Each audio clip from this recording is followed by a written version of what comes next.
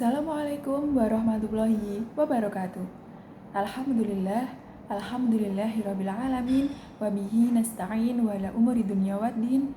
Assalatu wassalamu ala asrafil anbiya'i wal mursalin Sayyidina wa maulana Muhammadin wa ala alihi wa sahbihi ajma'in, amma ba'du. Halo teman-teman, kembali lagi bersama aku Nadila dari Salma. Dalam 7 menit ke depan aku bakal bawain kajian Islam dengan judul Istijrad, kenikmatan yang membawakan kebinasaan, yang aku ambil dari websitenya Kementerian Agama Republik Indonesia. Oke, langsung pada intinya saja teman-teman di sini. Apa sih istijrad itu? Maksudnya masih asing ya teman-teman. Nah, jadi istidraj itu adalah pemanjaan agar lebih terjerumus kepada kehinaan. Nah, demikian penjelasan Muhammad Hasbi Ash-Shidiki dalam tafsir Al-Quran Al-Majid Al-Nur. Seseorang yang sedang diuji dengan istidraj akan mengira bahwa berbagai kenikmatan yang dimiliki adalah kemuliaan dari Allah. Padahal Allah sedang menghinakan perlahan-lahan dan bahkan membinasakan. Dia selalu berbuat maksiat dan tidak beribadah. Namun, oleh Allah tetap diberikan kemewahan dunia. Allah memberikan harta yang berlimpah, padahal dia tidak pernah bersedekah. Allah karuniakan rezeki berlipat-lipat, padahal jarang sholat. Tidak senang pada nasihat ulama dan terus berbuat maksiat. Hidupnya dikagumi, dihormati, padahal akhlaknya rusak, langkahnya diikuti, diteladani, dan diidolakan. Padahal bangga mengumbar dosa dan maksiat. Dia sangat jarang diuji dengan sakit, padahal dosa-dosanya menggunung.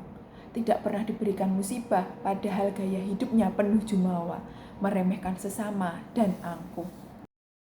Allah memberikan keluarga yang sehat, cerdas, padahal dia memberikan makan dari harta hasil yang haram.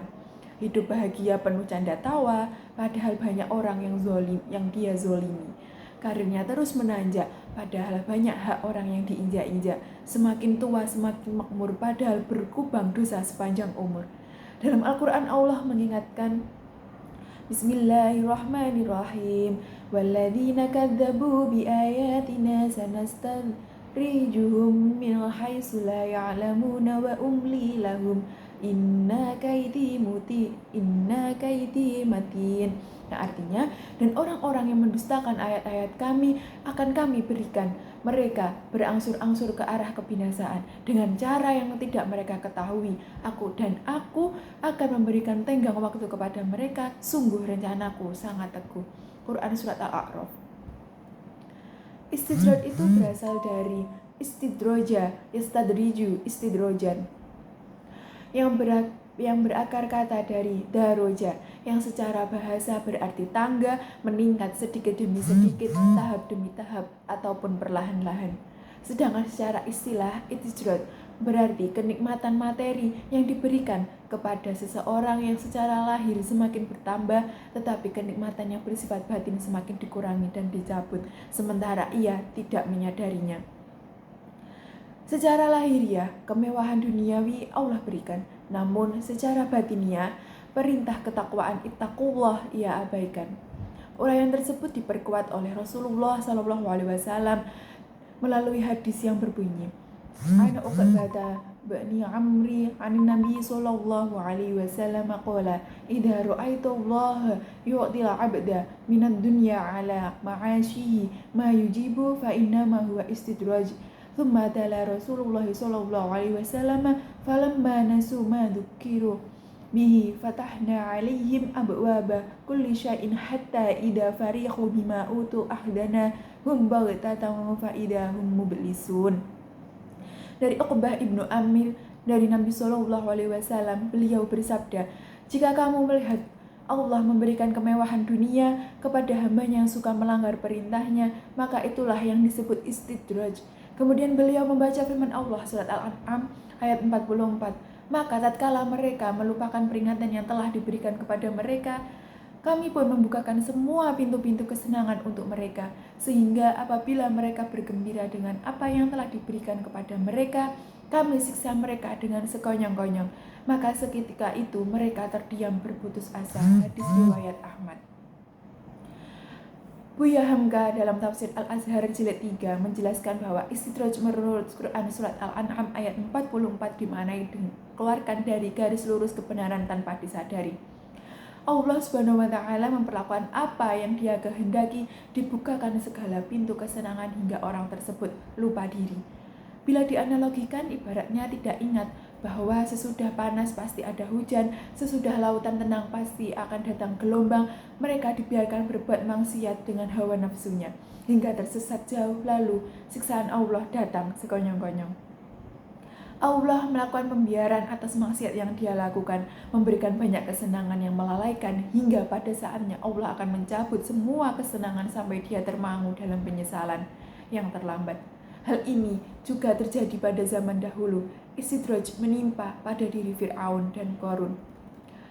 Fir'aun diberikan kekuasaan tetapi tetap jumawa. Akhirnya Allah tenggelamkan ia karena kepongahannya, karena kesombongannya, karena keangkuhannya.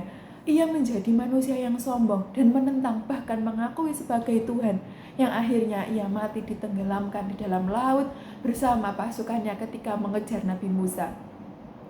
Qarun adalah salah satu orang yang hidup pada zaman Nabi Musa alaihissalam. Awalnya ia adalah orang miskin yang tidak punya apa-apa, kemudian diajarkan kepadanya oleh Nabi Musa tentang cara mengelola emas.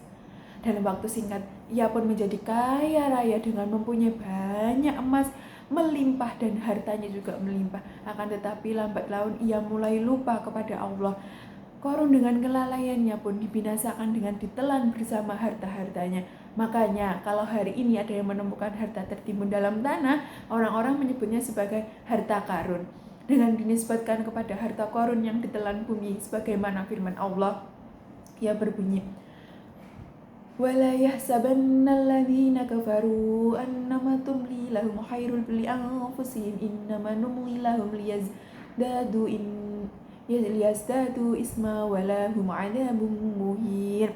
Yang artinya, dan janganlah sekali-kali orang kafir menyangka bahwa pemberian tangguh kami kepada mereka adalah lebih baik bagi mereka. Sesungguhnya kami memberi tangguh kepada mereka hanyalah supaya bertambah-tambah dosa mereka, dan bagi mereka azab yang menghina. Quran Surat Ali Imran ayat 178. Istidraj bisa terjadi kepada siapa saja, baik orang awam maupun orang yang ahli ibadah. Orang mukmin akan merasa takut dengan istidraj, yaitu kenikmatan semu yang sejatinya murka Allah Subhanahu wa taala. Namun sebaliknya, orang-orang yang tidak beriman akan beranggapan bahwa kesenangan yang mereka peroleh merupakan suatu yang layak didapatkan. Biasanya istidraj diberikan kepada orang-orang yang mati hatinya. Mereka adalah orang yang tidak merasa bersedih atas ketaatan yang ditinggalkan dan tidak menyesal atas kemaksiatan yang terus dilakukan. Secara psikologis, orang yang tertimpa istidraj perilakunya sangat terlena dengan semua yang ia punya, sehingga lupa bahwa semuanya hanyalah titipan sementara. Dia lupa bersyukur atas nikmat yang diberikan, begitu juga dia gemar melakukan kemaksiatan tanpa berdosa. Cara termudah untuk membedakan kesenangan yang datangnya dari kemurahan Allah dengan istidraj adalah ketakwaan. Bagaimana cara mengenalinya? Ada beberapa ciri istidraj, yakni yang pertama adalah nikmat dunia yang semakin bertambah namun keimanannya berkurang atau semakin menurun. Yang kedua ada mendapat kemudahan hidup meski terus-menerus bermaksiat. Yang ketiga ada rezeki selalu bertambah meski terus lalai dalam ibadah. Yang keempat semakin kaya namun semakin menjadi kikir. Yang kelima adalah jarang sakit namun kerap berlaku sombong.